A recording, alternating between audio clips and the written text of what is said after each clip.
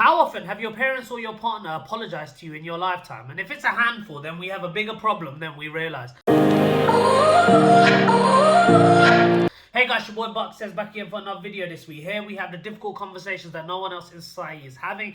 And today we're asking, is it too late to say sorry? And not just because you're missing her body. Honestly, like, the merit of apologizing is a conversation that goes unhad in society for whatever reason. And I think growing up, I had some excellent people that I was surrounded by. Parents that allowed me to remain very humble as I traversed the perils of modern life. Teachers that were very frank and open. But one thing I noticed about people in positions of power growing up was that they were very reticent to apologize, even when maybe they were wrong. And I think a lot of it comes down to the fact that when you have a power dynamic, people feel like apologizing is weak. It makes them feel like they'll lose control over certain decision-making aspects in your life.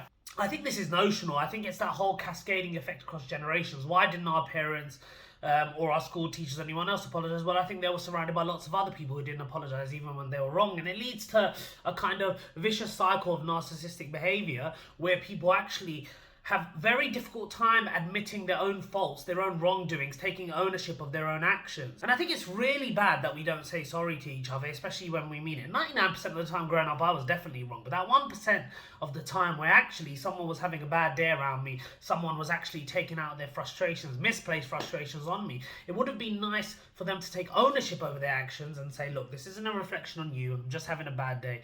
I apologize for raising my tone earlier or being rude to you. And I think it's very important for everyone to see that. It's not just important for children, it's important for young adults, and it's important for adults. It's very sobering to hear someone come up to you, apologize, take ownership, and then that allows you to do the same thing. I think the other thing is if you have apologies from when you're young, you have the ability to recognize what's a real apology and what's a fake apology. Too many people use the word sorry as a buzzword to get what they want, right? There's lots of people that leverage guilt, they leverage sorry emotionally just to kind of gain the upper hand in dynamics, which I think is why it's lost its value in the first place.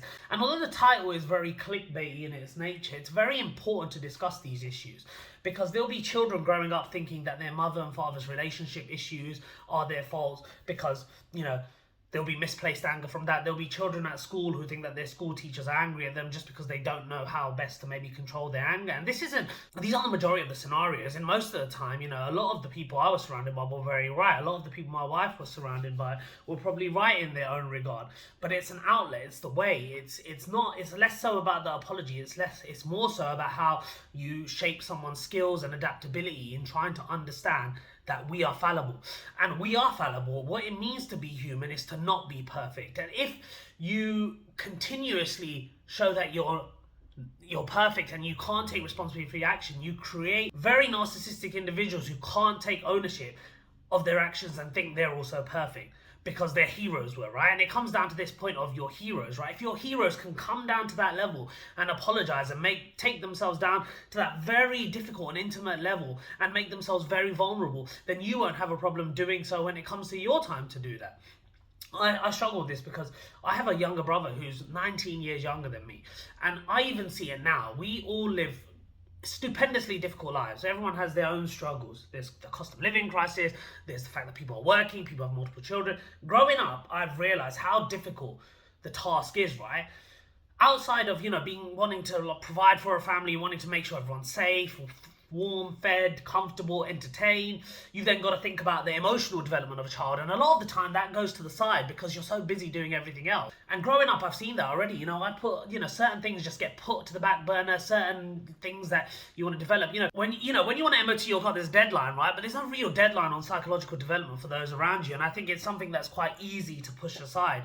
But again, heroes being able to admit they're not perfect will allow you to look at yourself or introspect in a much better way. And I think there's not enough of that. The issue really, the crux of the issue is around people having pride and ego and not wanting to seem weak. And it's not weak. In fact, it makes you look very strong. And I think we need to move away from that thought process of thinking that apologizing makes us lose any form of agency over decision making. What it does is it gives you more credibility in people knowing that you have flaws and you're just as human as they are. And it's something that we as kids, when we grow up and we start to have our own children, we realize just how damn difficult it is. And there's no easy solution, but what the easy solution is to admit to yourself that sometimes you are wrong. I've done the same thing. You know, sometimes unjustly lashed out at colleagues, unjustly lashed out at my brother, you know, because I've had a rough day, and my tone can be terrible and it can be off, and it's not difficult for me to take my brother or colleague aside and say, look, I've had a tough day.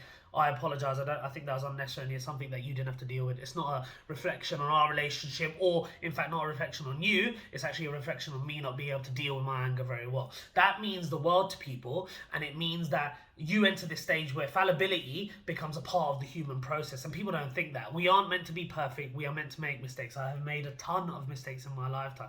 I've hurt people probably around me. I've hurt siblings, parents. I've hurt aunties, uncles. I've said things that are totally unjust. I've done things that are unjust to people that are friends. And for my part in that, I would apologize. For my part in clickbaiting people on YouTube, I would apologize. But the point is, I'm trying to get out a very strong message that we need to stop creating these toxic behaviors, these narcissistic elements that keep permeating society. And you see in society today where people aren't willing to come down from their heels because they feel it's weak. They feel that saying apologies or trying to understand someone else's position is weak.